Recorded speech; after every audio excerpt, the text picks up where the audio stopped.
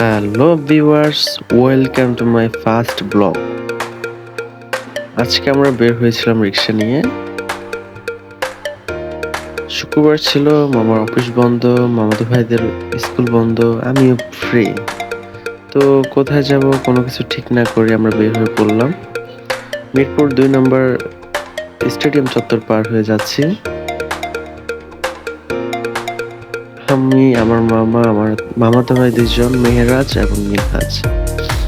কোথায় যাব, কি করব, কোথায় ঘুরবো নির্দিষ্ট কোনো প্ল্যান ছাড়া বের হয়ে গেলাম।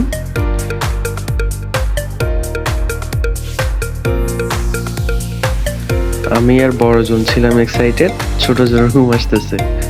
মনে হচ্ছে রিক্সার মধ্যে ঘুমিয়ে পড়বে, ঘুম এসে পড়বে, ঘুমিয়ে যাবে। কি একটা অবস্থা। এরপর নেমে আসলাম আমরা মিরপুর 10 নম্বর ফায়ার অফিসের সামনে। আমাদের সামনে শালি মার্কেট, অপর সাইডে এই যে আমাদের মাথার উপর দিয়ে চলে যাচ্ছে মেট্রো রেল। দেখি আমাদের গন্তব্য হয়তো মেট্রো রেলে হবে।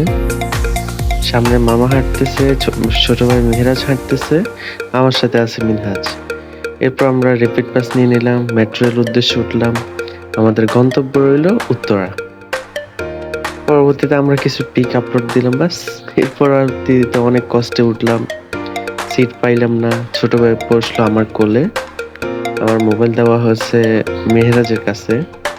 এই আর কি একটু উপভোগ করতেছি, যেহেতু জীবনের ফার্স্ট মেট্রো রেল ভ্রমণ, কিছুটা এক্সাইটেড। এরপর নেমে পড়লাম উত্তরা। সেখান থেকে প্ল্যান করলাম দিয়ে বাড়ি যাবো, ট্যুর করবো, এখানে দুপুরে লাঞ্চটা করব। এরপর লাঞ্চ করে আসলাম। মামা বলল দাঁড়া, আমি তোদের একটা পিক তুলে দিই। দাঁড়ালাম, পিছনে আমাদের মেট্রো রেল চলে যাচ্ছে। এর কিছুক্ষণ পরবর্তীতে আমরা খাওয়া দাওয়া করে লাঞ্চ করে আবার এসে পড়লাম উত্তরা। এখান থেকে আবার গন্তব্য আমাদের মিরপুর 10 নম্বর।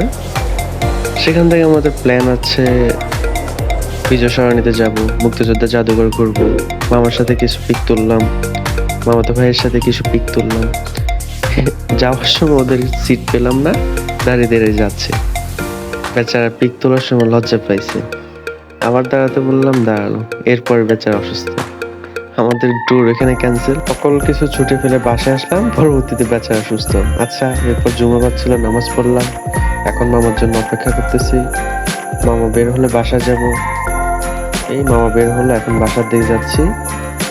এই আজকে আমাদের ব্লগ আর কি। সবাই দোয়া করবেন, ভালো থাকবেন, লাইক কমেন্ট সাবস্ক্রাইব করে পাশে থাকবেন। ধন্যবাদ।